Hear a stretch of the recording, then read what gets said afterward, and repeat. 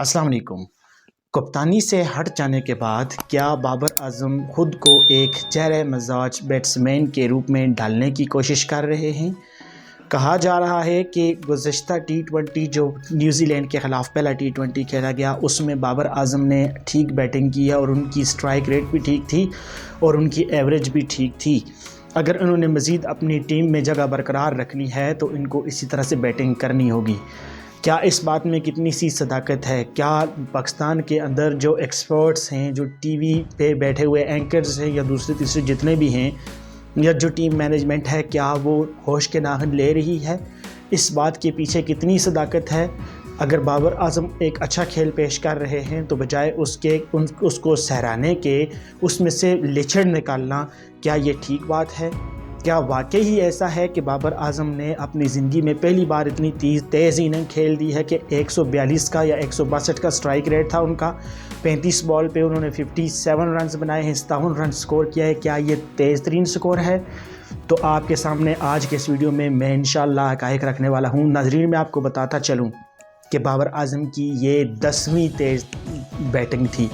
Means के 9 बार बाबर आजम इससे तेज़ बैटिंग कर चुके हैं। सो नाज़रीन, अगर आप गौर से यहाँ पे देखिएगा तो आपको नज़र आ रहा है कि पहले नंबर पे 2019 में इन्होंने 11 बॉलों पे 23 रन्स बनाए 209 की स्ट्राइक रेट के साथ।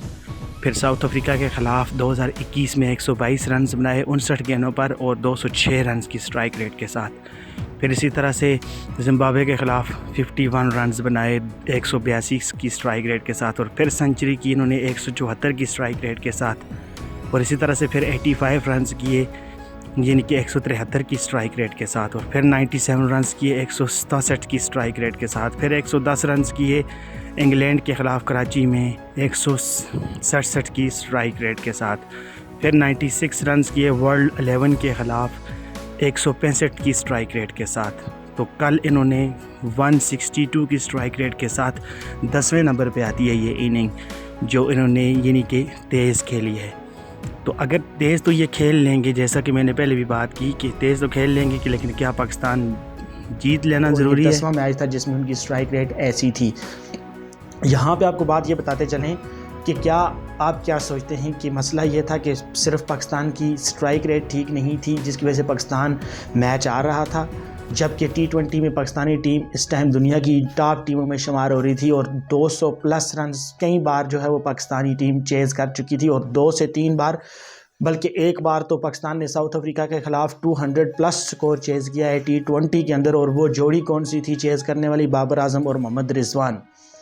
T20 के फ़ाइनल में आप यानी कि पहुंच रहे हैं, उसके बाद एक T20 के आप सेमीफाइनल में पहुंच रहे हैं, जो कि गुज़श्ता तकरीबन क्रिकेट की हिस्ट्री में पहली बार ऐसा देखा गया है कि 2 वर्ल्ड कप में लगातार, एक में सेमीफाइनल और दूसरे में फ़ाइनल पहुंचना कोई आसान काम नहीं था।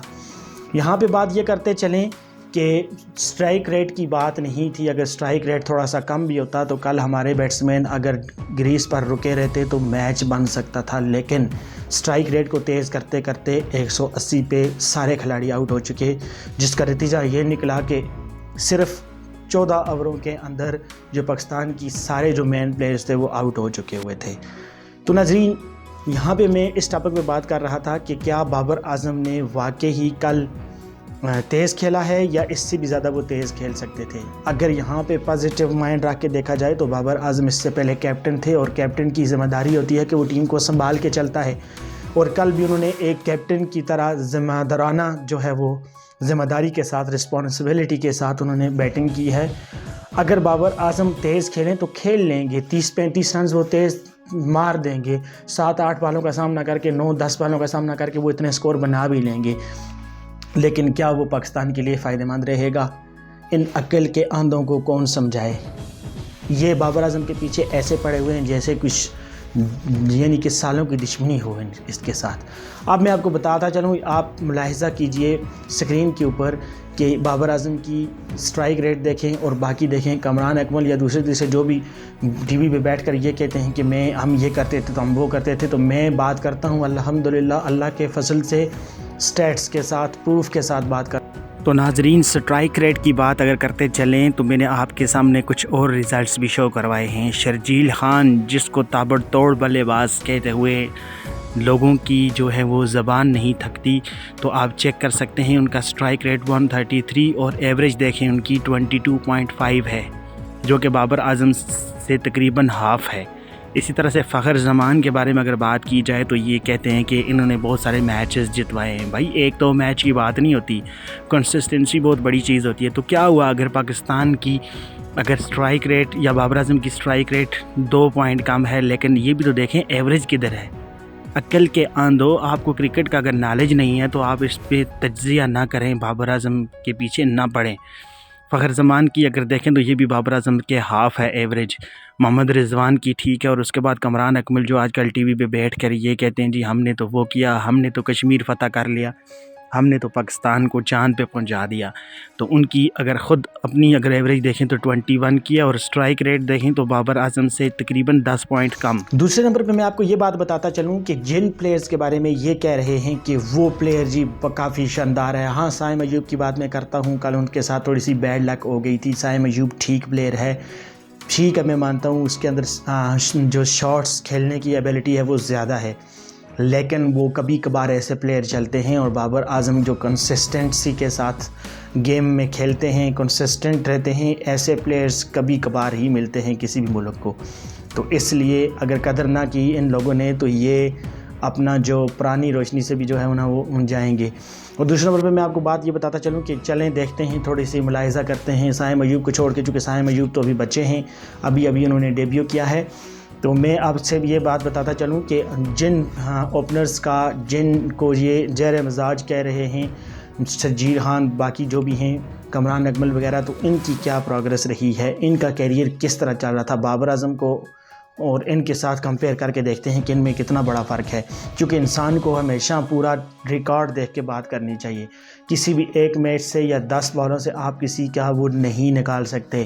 اس لیے میں کہتا ہوں کہ جو ٹی وی پہ جو لوگ بیٹھے ہوتے ہیں، مجھے نہایت ہی اس چیز کا افسوس ہوتا ہے کہ وہ کس نظریے کے ساتھ بات کر رہے ہیں، کیا وہ اس طرح سے بول رہے ہیں، ان کو اتنی سمجھ نہیں ہے، کیا ان کو کرکٹ کا نالج نہیں ہے؟ اگر کرکٹ کا نالج نہیں ہے تو یا تو آپ چپ رہیں، یا اگر نالج ہے تو بات کو طریقے کے ساتھ کریں۔ تو الحمدللہ اس چینل پہ آپ کو انشاءاللہ اسی طرح پروف کے ساتھ ہر چیز دیکھنے کو ملے گی۔ ہم یہاں پہ انالائز کریں گے تمام پلیئرز کی پرفارمنس کو، ان کے سابقہ ریکارڈز کو دیکھتے ہوئے، اور پروف کے ساتھ آپ کے سامنے ہر چیز لے کر آئیں گے۔ لیکن اگر آپ نے چینل کو سبسکرائب نہیں کیا ہوا تو سب سے پہلے چینل کو سبسکرائب کر دیں اور بیل آئیکن کو پریس کر دیں، تاکہ ہم جب بھی کرکٹ سے ریلیٹڈ کوئی بھی ویڈیوز اپلوڈ کریں تو سب سے پہلے اس کا نوٹیفیکیشن آپ کی طرف آئے۔ تو ملتے ہیں نیکسٹ ویڈیو کے ساتھ، تب تک کے لیے اللہ حافظ۔